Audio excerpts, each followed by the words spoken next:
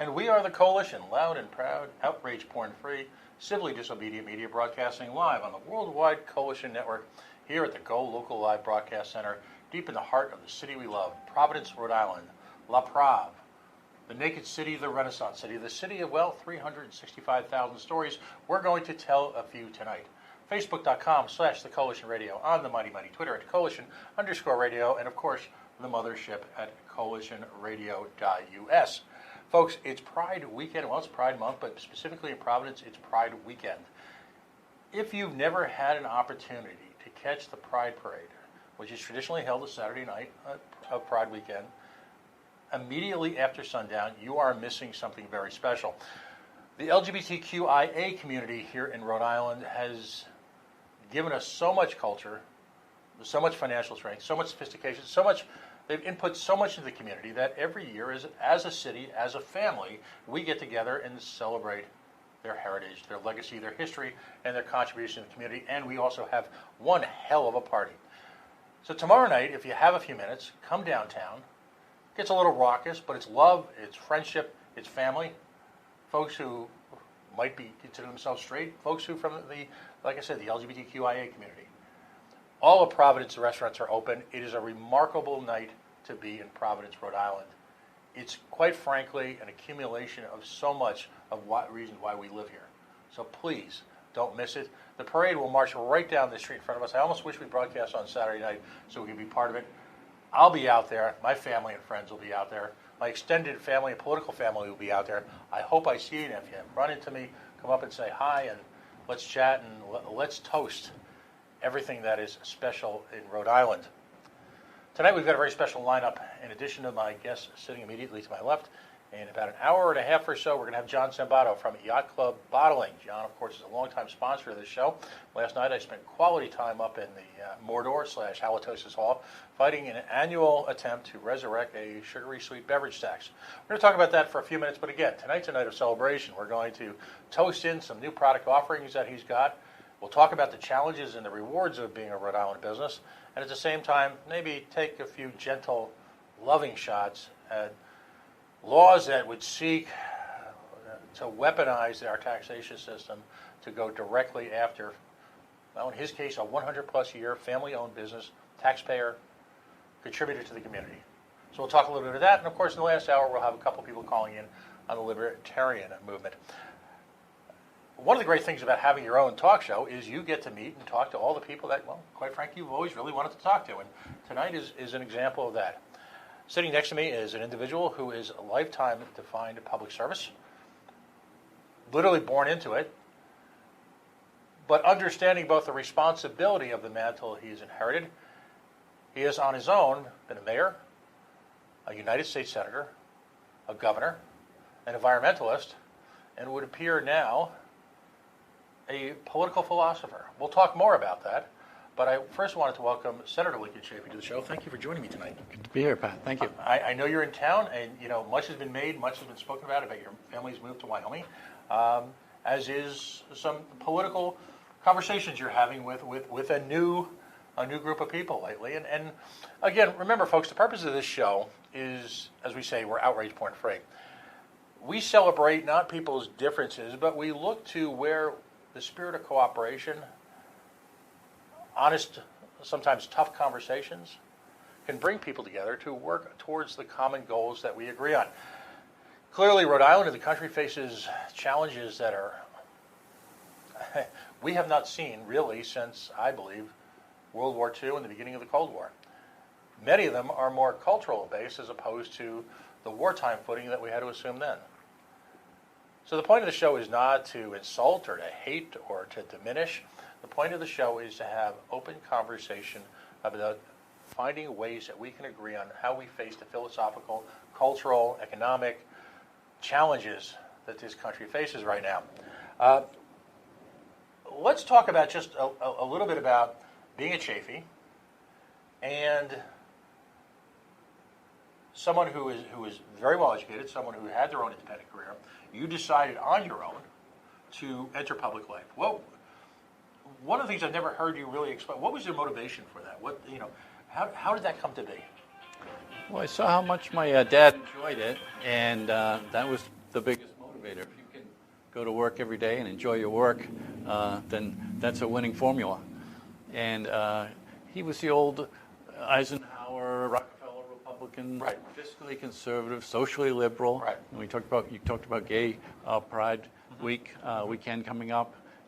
Very proud to have passed a gay marriage here in Rhode Island, despite the fighting of the bishop, fought tooth and nail, calling senators. And in the end, when the senators voted, it was 26-12. It was an overwhelming vote in favor of marriage equality. Right, and there are two folks that really can take the credit for that. Yourself, as far as coming from the other side of that, at that time, Senator Dawson Hodgson. So the two of you actually did a remarkable job advancing that. But all the Republicans in the Senate, the few that there were there 8, but they all voted for marriage equality. Right, and then some of them had to be shepherded along in the process, and that's how the sausage is made. Well, that's the old style Republican, which obviously is long gone. Yeah, and we want to talk about that today. But there's more than that. There were families in America that responded to the call. It's very often first generation. And then there were families in America that it was multi-generational. And you did not have to get involved in politics. You would have been very successful, quite frankly, on your own. Following your own path originally as a farrier, but again, an Ivy League education. Certainly, you could have occupied careers in banking or finance or virtually anything. And to your credit, you started out at the entry level, in a sense. You started out at the city and town level.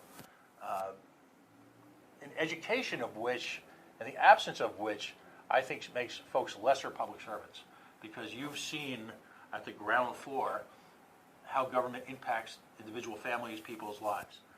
So you didn't have to do that. What was the motivation? Where was the fight? Where did that come from? The main thing, as I said, is seeing how much my dad enjoyed it, and it's not an easy job.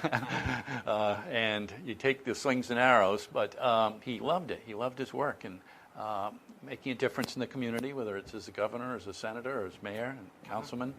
And so I started at the local level. My first office was an obscure election that's held every 20 or 30 years to elect delegates to our constitutional convention, off year.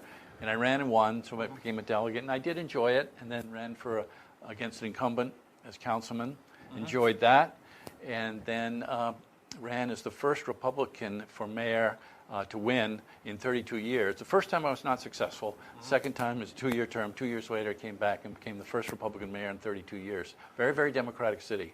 The council was 8-1 Democrats, and I hired Democrats. I knew I had to do a good job as mayor in order to be successful and get reelected in 2 years. And I was reelected 3 times. The last time carrying every ward and every district, even the most Democratic district in Warwick, I carried in my 4th reelect. Right. So I'm very proud of that. Right. And also, Pat, you mentioned being a mayor and knowing what it's like at the local level. That's really good experience. I've lived it. I know what it's like at the local level, dealing with public safety, the police and fire, dealing with the school system, dealing with public works, dealing with a sewer plant, and then as senator, federal issues, and then as governor, state issues. I think there's only 3 or 4 Americans that have been a mayor, a senator, and a governor. I know Pete Wilson from California was mayor of San Diego, governor, and I can't think of any others, though. So I'm guessing there's probably only 3 or 4 that have served as local level, federal level, and state level. And what impact did that have on you actually? If there's a theme in your political career, is that you have followed your own muse, you followed your own. You've always looked to your own conscience, if you will, to make decisions. How did that impact that? Well, my dad was a big influence on that. He lost an election by proposing an income tax, which Rhode Island needed. And the candidate that beat him, the politician that beat him, of course, went and immediately put in the income tax because Rhode Island needed it. So it's beneficial just to be honest. And in my 30 years of public service, I've said what I believe in my heart and my conscience. And I lost my Senate race because I stayed a Republican in order to deliver for Rhode Island, because the Republicans had the power in the Senate, the House, and the White House. So I needed Rhode Island to prosper on the highway bill and the military bill. So I stayed a Republican, even though I knew it would cost me my reelect, most likely, which it did in 2006. So I'm proud to have always just lived and voted my conscience. That's taken on a lot of different levels. And what's intriguing is if you're a student of politics, and when I mean being a student of politics, these days, following politics seems to have been reduced to, unfortunately, whatever the talking heads are screaming at each other. I always call it the ESPNing of American government, where it's more important to get a soundbite and a gotcha moment on one of these screaming head shows, as opposed to actually advancing a thought, an idea, and allowing it through no pride of ownership. And that's an important notion that we've lost in American government today. No pride of ownership. Allowing it to be advanced, perhaps changed, perhaps beaten up a little bit, sometimes cast aside completely, without that being a negative influence either A, on the immediate conversation at hand, or B, in the longer term on your career. There was a time in American government where folks coalesced, and the greater good was finding a solution to a problem as opposed to simply having a we showed them moment. And that's, as an outsider, as someone who has not held elected office at that level, that seems to be what's missing. What are your thoughts on that after all these years? Well, I'm proud that someone who tracks these type of things has rated my bipartisanship in the Senate as it's still the record. They rate it, give it a number, and Right. I've got the highest on record. But now it's just so polarized. It seems to get worse and worse and worse. Mm-hmm. And that's one of the reasons I joined the Libertarian Party. It's time for something different. Democrats and Republicans are in their trenches. They're blowing mustard gas and machine gun fire at each other, and it's just not changing. And Right. we need something different. And as someone who's been successful at a very high level running as a third-party candidate or as an independent candidate, I find that intriguing because we in the Libertarian movement talk about the duopoly all the time, and the duopoly's stranglehold, if you will, in American politics. It was with no small sense of irony today as we watch the press releases roll out about the 20 Democratic candidates who are going to be running, and what seems to be a not so elegant rehash of the last time around when it was about 35 or 40 Republicans. We find great irony that when it comes to the presidential debates, that we can only have two people on the stage because of order. Oops. You know, and so I want that's an avenue that we're definitely going to go down a little bit. But let's talk about issues, because issues have defined your political career. You have found yourself, for a variety of reasons, at different times at each stage in your career, literally in the headlights, in the crossfire, on major contentious moments in American history. And you know, some of them are important on a global level. Some of them are more of a regional issue, but I'm going to take one of the more obscure ones, which was transportation funding. And I say it's almost unfair to cast that as obscure because that is one of the singular challenges that Rhode Island faces now.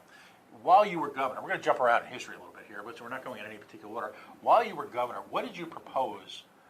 Because you addressed the bridges, the roads, everything. What was your proposal as far as budgeting for that? Well, we have four bridges, four main bridges going into Aquidneck Island and Connecticut Island, Jamestown, the Mount Hope, the Jamestown, the Newport, and the Sakonnet. Mm-hmm. And they're all under the Bridge and Turnpike Authority. Mm-hmm. And we just needed more revenue in order to maintain these bridges because mm-hmm. we had to replace the Sakonnet Bridge mm-hmm. because there wasn't maintenance. And it's just insanity. Right. After way before its time should have been for its life. 40 years or whatever it was, and we were replacing it, the $70 million, $80 million, whatever it was. So I had to propose a user fee, which is a toll, and man, was that controversial. And we had a very low toll fee, user fee for the Sakonnet Bridge, but man, did that get people angry. Right, and yet here we are, a dozen years or so later, we've now had to, because of our failure to adequately address funding. And as a libertarian, I would say to you, well, let's just turn it over to free market. But for purposes of today's conversation, rather than fulfill some type of vision then, we now find ourselves where instead of a handful of user fees, we've got tolling, expensive bonding. You wanted to really pay as you went, didn't you? That was your philosophy. Yes, and I also was able to cobble together enough money so that we were not having bond issues. Right. to pay for our 20% in order to get the 80% federal funding. The formula requires the state to pony up the 20%. Right. And every 2 years we'd have a bond issue, which of course you have to pay interest on.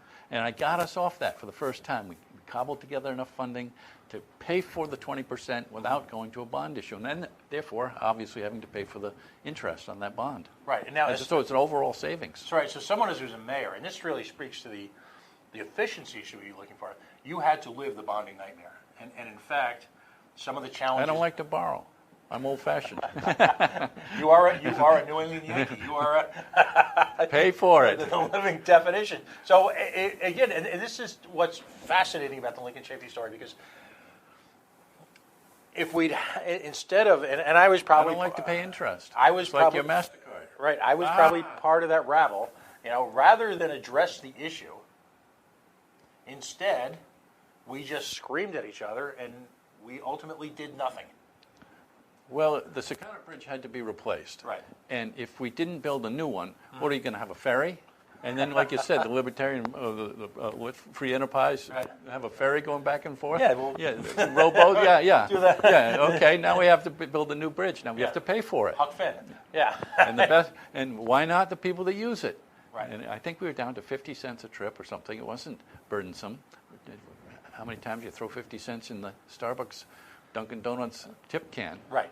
And now, of course, we're generating millions of dollars in bond fees and folks, lawyers lawyers, guns, and money. I mean, if folks don't understand, because there's so little transparency on it, on the effective cost of government funding through the use of bonding of any project whatsoever. It's just astonishing the type of money it blows up. And again, this is why everybody takes their piece. Everybody does, and so that's just really the tip of the iceberg too. Because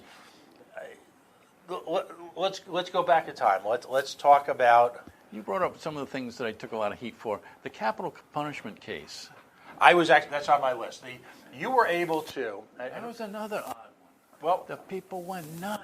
They did not want to subject this murderer to the federal law, which would have been open to execution, because Rhode Island does not have capital punishment. That's a libertarian viewpoint. Libertarians are against capital punishment. We are.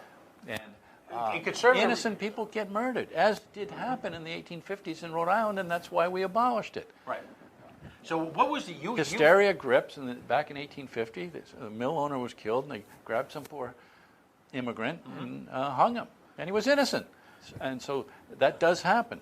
And Jason Blow, I think was his name, was the murderer, and he admitted to the murder, and he was going to serve life without parole. And I would not allow the federal government to come in and take him and prosecute him on a federal crime, which would have subjected him to the death penalty. Man, did I take a beating on that on talk radio. And yet... And it's a Rhode Island thing. We should be proud to be against capital punishment. Years later, as you look at things like the Innocence Project, and you look at the advent of DNA testing, which was really just at its inception at that point, we now understand, regardless of how you feel about the death penalty, regardless if you're one of these law and order types who's just going to, and libertarians we're not, and you understand the frailty of any justice system. You understand that it's fundamentally mistakes do happen, run by humans who are in fact human. Yeah, and hysteria can come into play. Right. Quick, grab somebody, and string them up in front of a crowd. Right. And tragedy should never drive public policy. It just never should. So I look back at that, and I remember the sort of, you had to go through a couple of, I'll say, hoops, if you will, to extend that precedent onto this one. But years later now, most states, most folks are coming to terms with the barbarity. New Hampshire just eliminated it, overrode Governor Sununu's veto. Right. In Live Free or Die state, a conservative state, legislators had enough votes to override the governor's veto, to abolish capital punishment. Good libertarian policy. As is the gay rights. These are good old-fashioned Republican, fiscally conservative, don't bond money, don't get us into debt. That's libertarian. Let people live their lives as they want. They're pro-choice. That's up to a woman to just make that decision. Gay marriage, go have a pride parade. God bless. Capital punishment, mistakes are made. We are human. The Libertarian Party don't want to be any part of murdering an innocent person. Let's talk about then 38 Studios. You and as we lovingly refer to him on the show, Captain Carl, and a handful of hardy citizen dissidents were the only folks literally willing to take on the mob, because it was a mob. It was a mob. Describe, if you could, what it felt like to oppose that, and what was some of the... I mean, people were literally just throwing stuff up against the wall. What was the atmosphere at that point? Well, the amazing thing was that Governor Carcieri had put together the economic board that consisted of all the bigwigs in Rhode Island. Paul Choquette and Al Varecki and Donna Capello from Verizon and on, Tim Babineau from Rhode Island Hospital, all the luminaries of Rhode Island business. And except for Captain Carl, they all voted for it. Right. And I was at a breakfast where I was running for governor, being opposed to it, and at the breakfast I said, if this fails, and it very possibly and probably will, there's the potential and the precedent to have a lawsuit to get against those that voted for it. Wall Street was starting to have with a backlash against boards that had made poor decisions. The stockholders were suing the board of directors of their company, saying malfeasance. And what a roar went up from that breakfast. Someone started swearing at me. It was a Chamber of Commerce breakfast. All the business people were there. And you know something? They never apologized, these people, for their bad decision. They started to point fingers. Chafee mismanaged it and try and blame somebody else. None of them ever so-called manned up and said, that was one of the dumbest things I've ever done in my life. Right. Give Kurt Schilling $75 million. It's beyond belief that could happen. And all the big business people, Governor Carcieri, God bless him, he can propose whatever he wants. But to have that board to vote for it of all those people, except for Carl. Someone like Governor Carcieri, Don Carcieri, who was a sophisticated businessman who had worked in the 14... Actually, he wasn't that good a businessman. Well, Stone went kaput. I'm just throwing it out there. I'm kind of keeping it at a high level for a second. He came the facts do not support that he was a good business person. Well, certainly after this. What was the other company he worked for? Cookson America? That went belly up. Well, he came from an environment... Okay, so I'll stipulate you, because I hated 38 Studios. And, to your point about not apologizing, there are people now who claim, if I mention, for example, that a recent Joe Trillo, former gubernatorial candidate, who I like Joe on a personal level, but when I mentioned that he voted for it, he claims he was lied to, he claims that, and I just pointed out to him that there were citizen activists, and you and Carl, who had pointed out... Right from day one. As soon as I saw it in the paper. Before they even cut the check. Then I even brought up the bloody sock. Yeah. And that just I said, how do we trust someone that his own teammate accused of faking the bloody sock? And that turned into a national story. But here's the thing. This is what is such an enigma to me. In so many cases, decisions you made on seemingly workaday governmental issues that were worthy of debate, in many cases highly questionable, somehow became the focus of literally a national media story. What do you attribute to that? Is it just the fact that your sort of iconoclastic stand against these, when it was considered standard operating procedure, so outraged people? I've given a lot of thought to that. Why has this been this tidal wave, the tsunami of criticism on so many of my sound proposals? And I think the national media, the mainstream media, are mad at me for being right on Iraq. I do believe that. And they were all wrong. They all got it wrong. The Times, the Post, and NBC, ABC, CBS, they all had it wrong. And they don't like that I was right. To this day... The only Republican to vote against it. And I had no hesitation about voting against that Iraq war. Right. It was absolutely ludicrous that Saddam Hussein was a threat to the United States of America. He didn't even, in the end, he didn't even have a helicopter, a tank, or World War I guns fighting American military. It's a tragedy. With 38 Studios... They're mad at me because I was right. And we're going to explore that, because in the run-up to the publicity for your appearance this week, Christmas tree, they jump on me for such stupid thing. All I said is, don't spend any more than what we spent last year. Do what you did last year when they came and said, what are you going to do for State House celebration? Do what you did last year, just don't spend any more and don't spend any less. I don't want to be criticized for being a Scrooge. That was my only instructions. And the invitation going out for the last 8 years, calling it a holiday tree. Wasn't my decision. I don't care what they call it. So they did what they did last year, and in came the tsunami. Well, Bill O'Reilly came to the State House. Well, I mean, folks need to understand that when it comes to the talking heads, particularly on the three major cable networks, that there's a distinct similarity between them and Worldwide Wrestling. People adopt a role, and then they use whatever host organism they can to leech off of that for their own clicks, their own personal publicity. And if they can find a story that they can generate a significant amount of outrage poured on, they're going to. But a last thought on 38. It's Killer Kowalski and Haystack Calhoun and the Iron Sheik there. But Curt Schilling, a few years ago, in his first real public comment, was interviewed by John DePietro on WPRO. And I had the opportunity to question him, and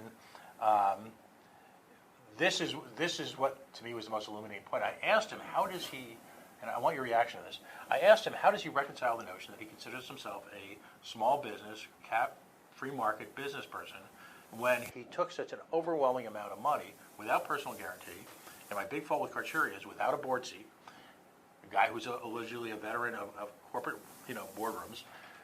How does he reconcile those two notions? And he said, and he explained that, first of all, he wasn't, he didn't think he was going to lose. He didn't think he was going to fail. He didn't think. But the question is, how do you reconcile your hatred of public subsidies, and then you go and you get one? Well, the biggest one in Rhode Island history. Right, and so he explained. Call yourself a conservative, and then go grab $75 million of Rhode Islanders' money. Right. Yeah, it's complete hypocrisy. But what he said was fascinating. At the very end, and we have it on tape because we saved it. What was fascinating, he actually just as an afterthought, because it's always the afterthoughts that get you, right? As an afterthought, he said, by the way, if I was the governor, I never would have taken that deal. All right? and I was on the air with him. So he jobbed us, and he at least he was honest. There are still apologists for 38 Studios and Curt Schilling, who, and I want you to really shred this, who somehow have the balls to blame your public denunciation of it, and for the record, for the people of Rhode Island, cite its deathbed status as the reason why they weren't able to get additional funding. They hang their entire hat on that thin premise. Could you please, for once and all, just put that to bed? Well, we had Curt Schilling come into the EDC as the company was collapsing and give a presentation for that continued funding. He wanted $15 million. We get it through film credits or something. I was opposed to it, but there was a board. What did we have, 12, 15 people on that board? Right. And he could not convince them that it was worth it. He didn't have the votes. It wasn't Link Chafee that was opposed to it. It was the board. Right. And he just couldn't make a convincing case to take more of our taxpayer money that it was going to lead a bridge to some kind of successful video game. He couldn't convince them. I was never going to be convinced. It's such a tough business. From the experts that are in it, they said it's no place for an amateur, which he was. And yet, a few years later, we talked a little bit about this before the show started. If you remember back then, the conservative mantra was, you don't support small business, you don't support business if you're not willing to give these subsidies. Flash forward a political generation, if you will, and a group of folks buy a local baseball team, and they want, again, taxpayer money, ironically the same amount, to subsidize a private baseball stadium. What would you, as Lincoln Chafee, as governor at that point in time, what would you have said to that? I'm very conservative, and on the baseball in particular, I'm alarmed at the declining attendance numbers at AAA baseball in Pawtucket. They're just cratering from a high in 2003 or so, 2004 and there, just down every year. And the young people, they're not interested in baseball is the answer. They're playing lacrosse and soccer and other sports. It's too boring. But on a philosophical level, should government be subsidizing or investing in private properties owned by fabulously wealthy people? Again, I'm very conservative on any time we're spending the taxpayers' money. If someone can convince me that in the long run it's going to be beneficial for the taxpayer, I'd be willing to look at it. But I'm going to have a very, very sharp pencil. And be demanding on questions and getting the answers that this is going to be beneficial for the taxpayer with zero risk. This is a slam dunk. I don't know if the Civic Center had some taxpayer money, what an asset that has been to Providence, to having a hockey team here, a top minor league hockey team, hosting circuses and figure skating and tractor pulls and Providence College basketball, filling it with 12,000 people. You could make the argument that that was a good investment for the taxpayer. But, and this is, it goes along the libertarian lines. It's a free market project that we would maintain that's best run by people in the free market.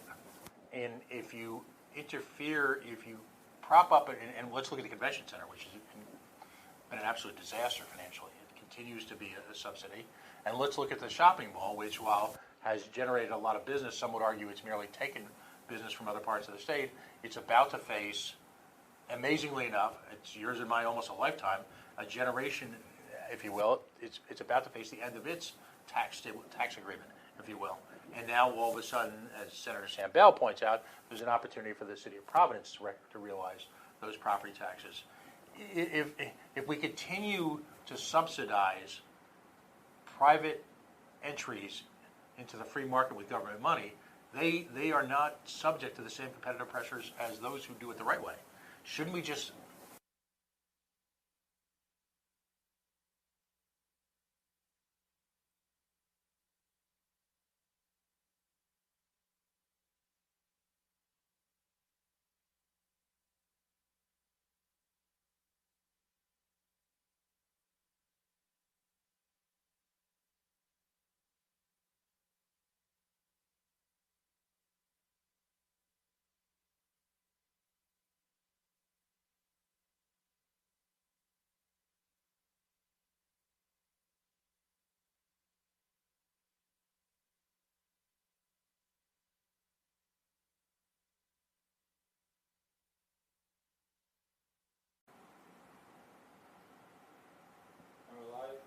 And we are back. If you're just joining us for the first time, it is my profound honor to be sharing the stage, if you will, with Senator Lincoln Chafee, Mayor, Governor, Senator, Environmentalist. We haven't touched on that yet.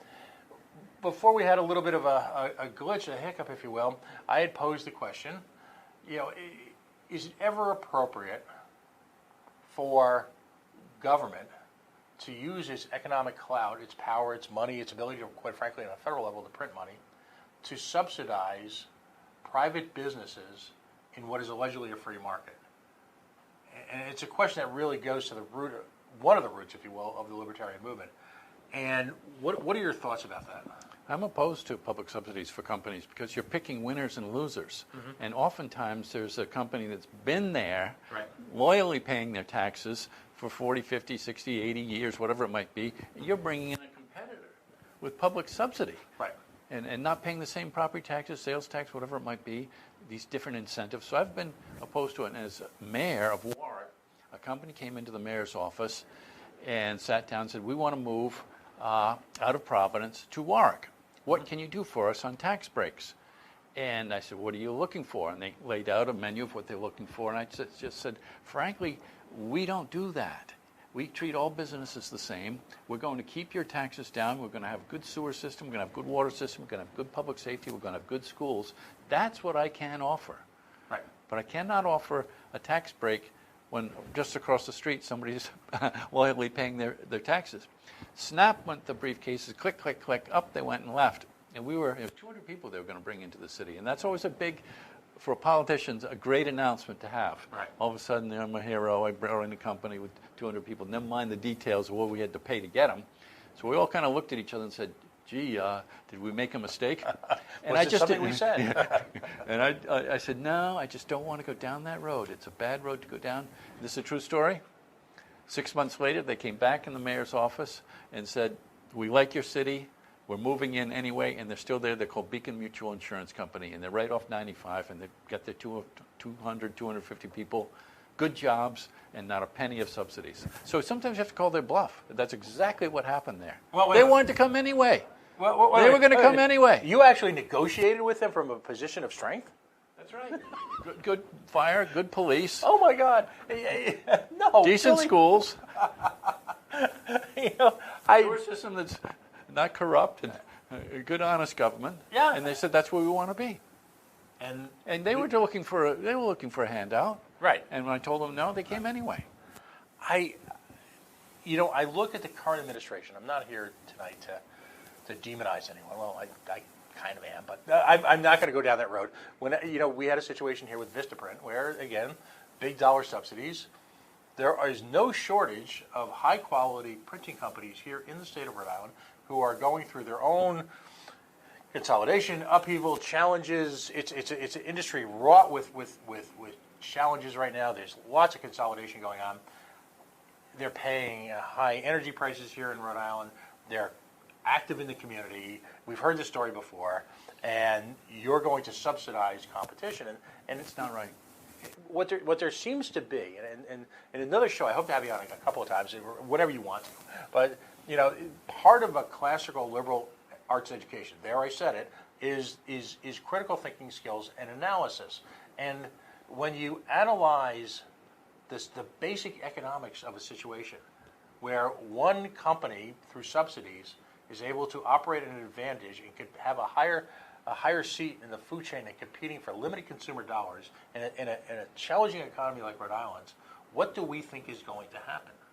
Well, the temptation is for the politicians to have that big hit, to have that announcement, and who cares who has to pay for it down the road, or whether the competitor goes out of business because you just brought in a subsidized company as a competitor. You mentioned the printing company business. Right. And the politicians, too many of them, they're shallow. They don't care about tomorrow. I just want this good announcement for today, and that's the unfortunate temptation, and that's why we get these subsidies. Sure, I'll shovel up taxpayer money and have a nice big announcement, cranes in the air and all that supposedly good stuff, and then 10 years down the road, the economy's starting to go bad because it's not on equal footing, not a level playing field for companies. Right, and we continue. If you have good schools, good roads, good water, take care of government, the minimum that we're supposed to do as a government, that's how you do economic development, in my view. Right. No, I'm with you on that. Now, of course, the elephant in the room, Iraq. Talk about an issue that has come full circle.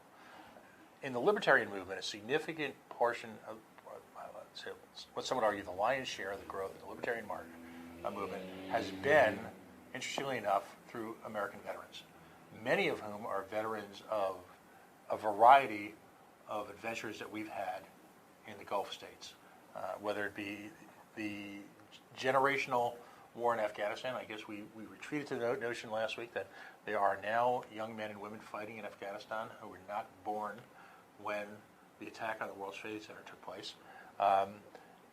Iraq, Afghanistan was supposed to be the good war, if you will, and I'll use that term very carefully, but it was the good war because in its initial stage it was a reaction against an American attack on American soil. Iraq, however, was, of course, at the time, the center of controversy. Now, President Bush, at the time, had unparalleled support, if you will, amongst people. People were literally naming their children and their pets after Donald Rumsfeld. The notion, rather than coalesce Americans around the sacrifice of war and its legitimacy of it, instead Americans were somehow educated in the notion that as a consumer, that if we spent money, that was our patriotic duty. So we lost a real connection with what it meant to go to war.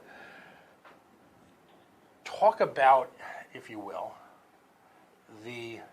your thought process at the time, what your conscience said to you, and then, as I mentioned in the run-up to your appearance on the show, we talked about some legislation that was advanced by Carl Levin that you supported, as opposed to this rush to war. Give us a real background on that. Well, the real background is that I grew up in the Vietnam era, and that tragic fiasco sears into my conscience.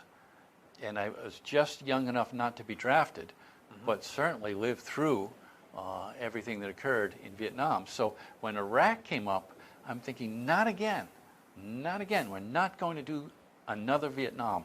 And I want to see the proof that there's weapons of mass destruction, whatever the allegations were going to be. And there was never any proof. There was never any proof about that. I walked into the Senate chambers as confident as ever to vote no. There's no way I was going to put my name on that vote to go into Iraq.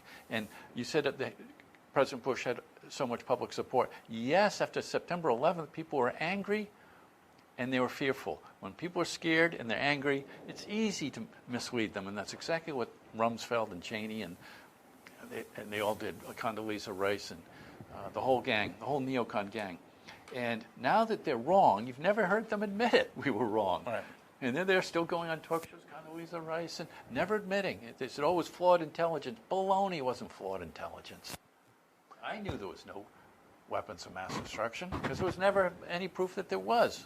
And I'd like to have any one of the neocons, any one of those people I mentioned, come forward and say, American people, here's the real reason we went to Iraq. Because it certainly wasn't about weapons of mass destruction. That's a joke. And it certainly wasn't, is it about oil? Come and tell us about it. Is it because of oil? Well, do we want to scramble the Middle East and get the Shia and the Sunni fighting each other? And that's beneficial to our long-term interests? I'd like to have one of them, any one of them, right, come forward, look the American people in the eye and say, this is why we went into Iraq. But the lies continue. The lies continue that flawed intelligence, and it makes me angry. As someone that came up through Vietnam. At that time, and you mentioned vets coming to the libertarian movement. That tragedy of 4,000 Americans losing their lives, spending $6 trillion, all the vets that lost their legs and arms over there, they have a right to be angry. We like to say that very often. We like to say that and welcome to the Libertarian Party, right, because the status quo is why we got into Iraq. The very Democrats, the majority of them voted for it, and majority of the Democrats in the Senate voted for the war. Right.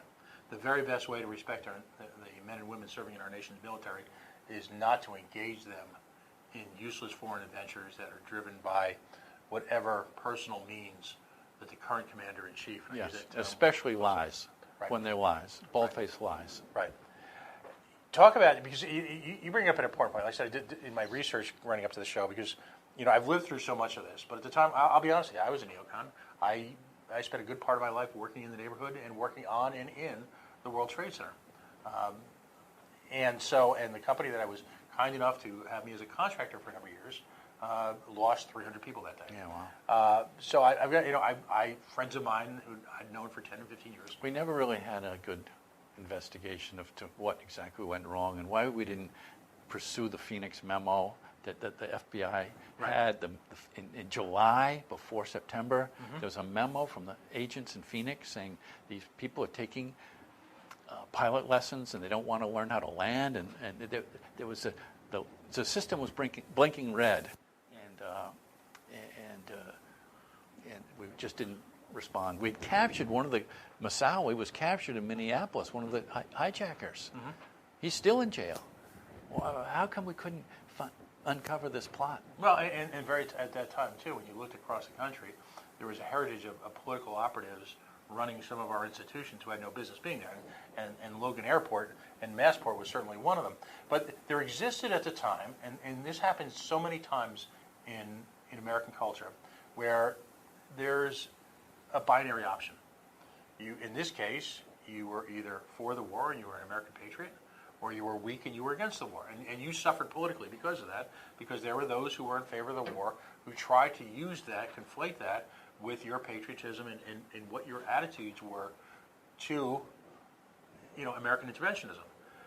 The same thing happened in Vietnam. Patriotism was questioned for those who were opposed our policy in Vietnam.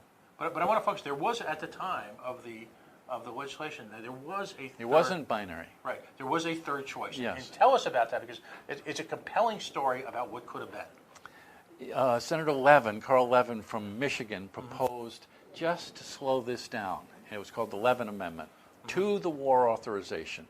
Right. And it was saying, we're going to let the UN inspectors, Hans Blix, if you remember your history, going in, and there was a whole team of UN inspectors go in and see if there are weapons of mass destruction.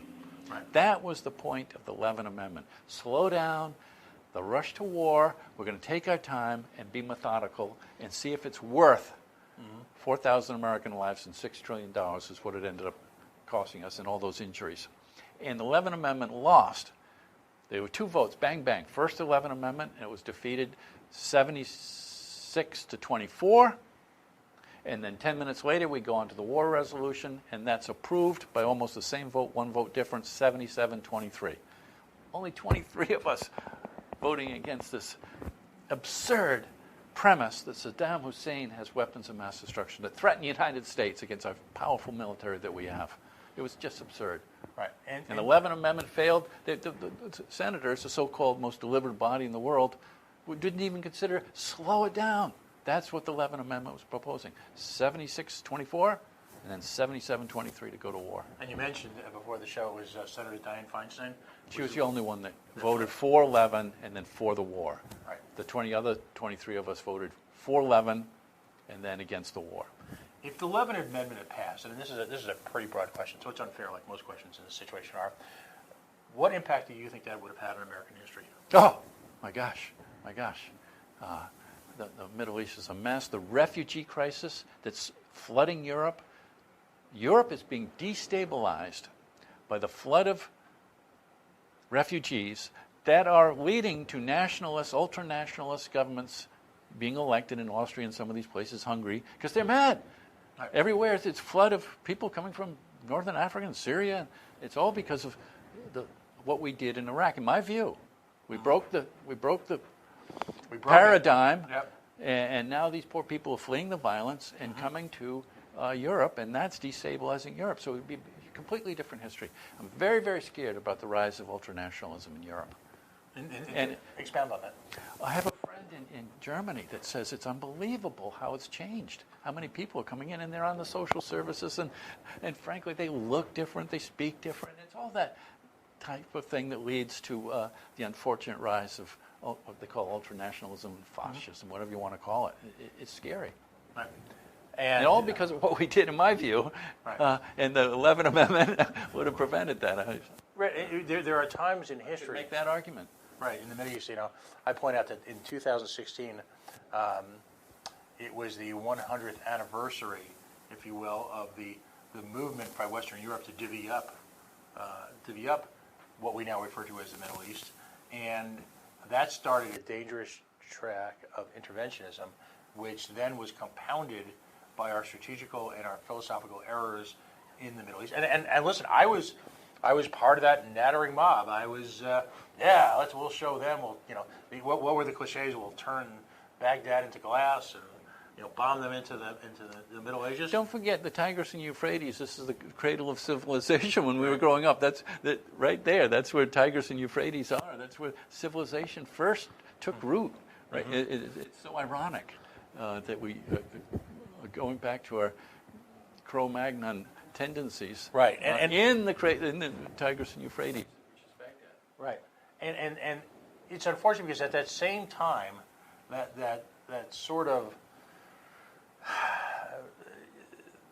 that wrestling match that occurs between media outlets now really seemed to take hold, and which has led to the lack of ability. I call it the end of knowledge, because it's no longer important. The facts are no longer important. History is no longer important. Underlying knowledge of cultures and what's actually at stake in them, it's all about talking points, and we continue to suffer from that today. Yeah, you called it pro wrestling. Right. Yeah. Is it possible? Yeah, there's no Walter Cronkite. No. There are no profiles in courage out there. Believe me. Is it possible? Making money. Everyone's just trying to make money, make a dollar. If you're a politician now, and let's take AOC. Now, as a libertarian, as you can imagine, there's significant parts of her platform which make me insane. But let's remember, it was just a month or two ago, where she led opposition to to that incredible subsidy for Amazon in New York City. Led a popular revolt against it, which forced the mayor politically, de Blasio, and other people to back away from it. Yeah. And imagine giving Amazon a subsidy. Rhode Island tried. Yeah. We were right there in the food chain. Richest company and the fastest growing company in the world. But she again and again, I disagree with her on just about everything. But at the same, Give her credit for that. But it would appear that we are incapable of listening. Is it possible to have informed political dissent in the current American political culture? Can that exist anymore? Can a younger Lincoln Chafee come up and just, as much crap as you had to take from people, do young politicians even get that far anymore? It's different. It's definitely different in the 30 years that I've been in it, and it has turned into pro wrestling, and there is no more Walter Cronkites mediating and saying, slow down, let's listen, let's hear what they have to say, AOC, whoever, Link Chafee, whoever it might be. Let's listen for a change instead of just screaming and taking the sledgehammer and distorting the facts, frankly, also. A lot of fake news. I've lived it. Yeah. There's a lot of fake news out there. And so hope springs eternal. That's all, the best answer I can give. And you just have to fight through the internet, and certainly President Trump's on Twitter, making his points, whether you like him or not. At least he's bypassing the mainstream media. So things are changing all the time. Let's talk now for a few minutes about the political transformations of Link Chafee. You started out from a background, as we spoke earlier in the show, as a Rockefeller or Republican as you could ever be. You were molded in that image. Now, there's a tendency under the current revisionist history that looks back on Rockefeller Republicans as rhinos. And again, I don't always agree with what they say. Eisenhower was socially liberal, fiscally conservative. I don't want to just pigeonhole people like that. What were some, you talk about your father's accomplishments, Eisenhower's accomplishments. There were, as a libertarian, I'm obviously extremely free market and want really to diminish the role of government. But at the same time, there was a nobility, if you will, in politics at that time that doesn't exist right now. Talk about the change, because you've gone through, you've evolved, you've changed, you've moved along, you've had an intellectual curiosity about these different movements that public life doesn't want to forgive. What have you learned, or what have you seen along the lines, and what's brought you to at least the beginning of an embrace of the libertarian movement? Well, first of all, I would challenge anybody, of my many critics, to find anywhere where I've been inconsistent. I've always been fiscally conservative. I've always worried, concerned about the environment. I've always been averse to foreign entanglements. I've always been in favor, and this is where I differ a little bit with libertarians, with using the tools of government to build a middle class. And there's some ways, I'm very conservative about it, but there's some ways, the Pell Grants, so the disadvantaged people can get a college education, the Head Start, so the wealthy are sending their kids to pre-K and nursery schools. Head Start programs. There are some ways where government can help build a middle class, and I've been completely consistent on that. But the pro-choice, pro-environment, the Republican Party started to be anti-choice, anti-environment, pro-war, everything I was against. So I haven't changed. Right. And then I ran for governor as independent. I was a solo practitioner as governor. I didn't have a political body having my back, and believe me, I was taking the arrows in the back. And by the way, I just want to put some party chair that could defend me. I was a solo. Those were challenge, and I'm not here to. Was terrible when it just absolutely. People were losing their homes in foreclosure. Right. People were out of work. It was not easy, and we just methodically went about getting the economy going again, and took some abuse along the way. And so I did want to join a party. I joined the Democrats. I was disappointed. I ran for president as a Democrat. I was very disappointed that how they treated the other candidates. It was Hillary Clinton's God-given nomination to be the nominee for the party, and the mainstream media was very part of it. They wouldn't report on anything the rest of us said. Finally, Bernie got a little bit of traction, but they pretty much ignored him too. But Jim Webb was in it, Martin O'Malley and myself. We get nothing, absolutely nothing. It was, this is Hillary's, just get out of the way. Right. So I didn't want to stay in that party, and so that's how I ended up being a libertarian. And when I first looked at it, when I moved to Wyoming, so I got to register to vote out here. I'm not going to be a Republican. I'm not going to be a Democrat. What are my choices? I was surprised how much I agreed with the libertarians. I think on their statement of principles, There are 30 principles that they have in writing. And I think I have to agree with 24 of them, and only 2 or 3 I'm very opposed to. So one on education, one on Social Security, and the others I'd be willing to study more. But most of them, vast majority of the principles, I vigorously agree with. Anti-war, anti-deficit, pro-choice, pro-gay rights, anti-capital punishment, anti-tapping our phones, which we call the Fourth Amendment, protection of the Fourth Amendment. You need a warrant to tap our phones. That's not happening now. Right. That's all libertarian. And I'm proud to be a libertarian. And we do an hour every week on libertarians in the 8 o'clock hour, 8:30 hour, whatever. We talk often about the statement of principles, and it's critical to reinforce for someone like yourself who's relatively new to the movement and studying it. What's interesting is you have to have an overwhelming majority of the votes at our biannual national convention to even touch them. Yes. They are so locked in. The non-aggression principle is fundamental. We will not use force or coercion Pro-choice. to our advantage. Pro-choice. So we look at these issues. Bob Kraft, they'd leave him alone. Leave the poor guy alone. Consenting adults. We're the only. Or actually make it legal so they're not sex slaves. Right. We're the only political party that has a pro-sex workers plank in their convention. That's right. The convention, That's right. At our make convention, it legal. Get the Johns and all that illegal stuff out of there. It's a free market transaction between consulting adults. If it's not, we have ample laws to take care of it. That's right. But until then, a little bit out there, but worth considering. We've got a little bit. Look at Bob Kraft. We've got a little bit of a march coming down the street. Fantastic. This is it Black Lives Matter or is it? This is interesting. That dog. This is Providence and it's Pride Weekend. Yeah. Everybody's out. That's fabulous. Look at the diversity. Look at the diversity.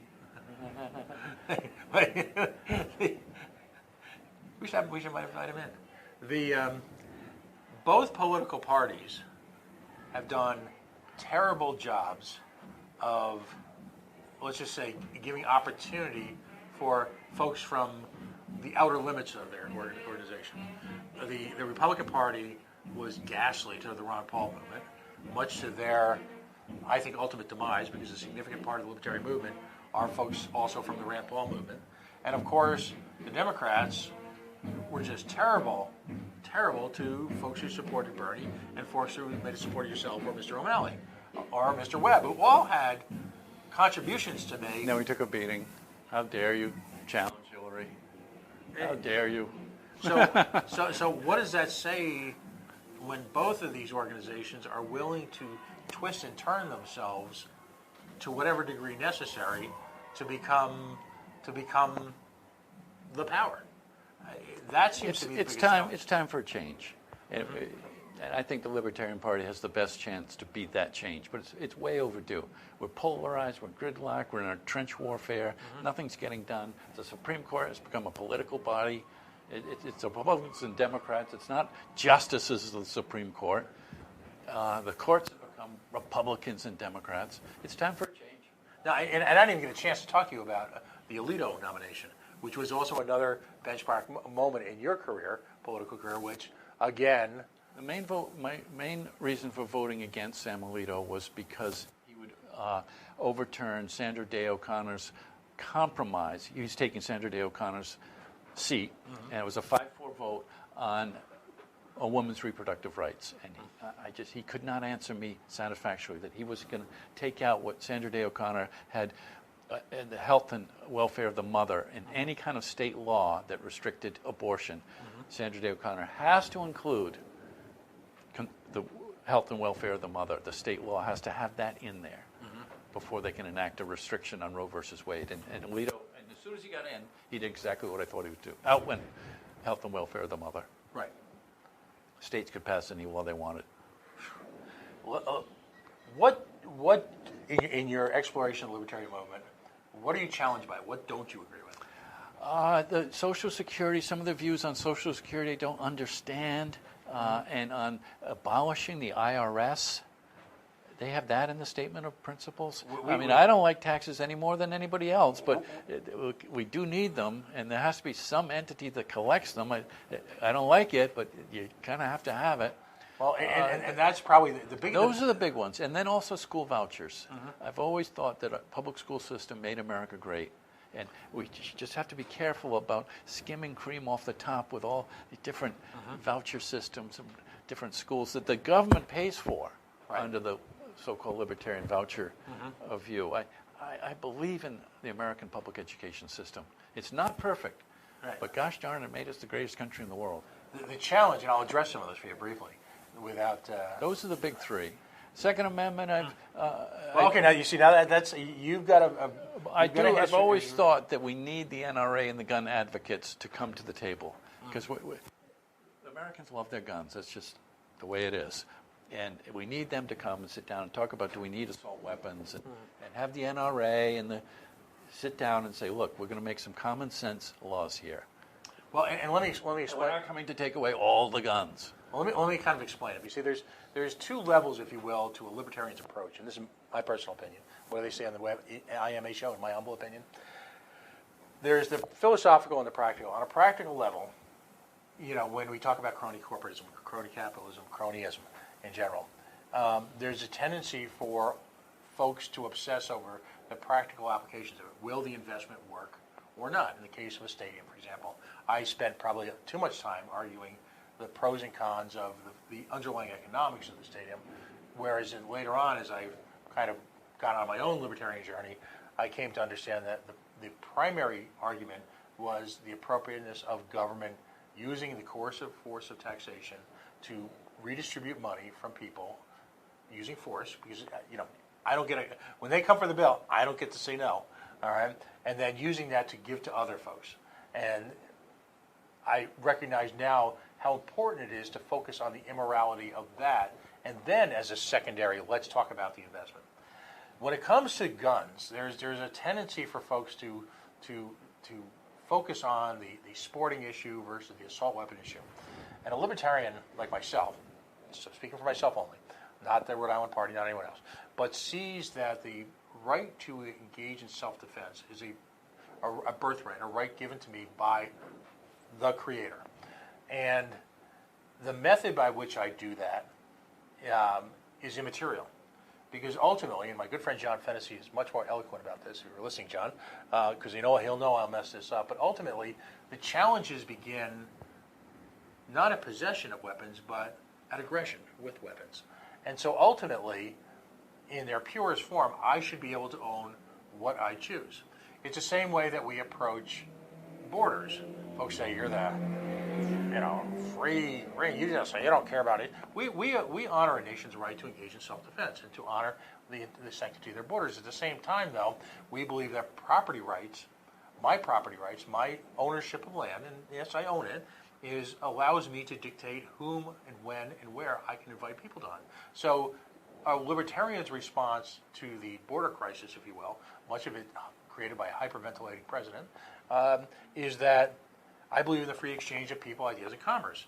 So, frankly, I don't, and this is probably the only time I'll use the word fair in my favor, but I don't understand how one person born on one side of this floating rock we call Earth is allowed all the benefits of living in the United States with property rights and all that comes with it. And if you, by accident of birth, are born somewhere else, how is it that I maintain the right to exclude folks from my property if I want to have them on, and the right to exclude them from the opportunity to pursue life, liberty, and justice?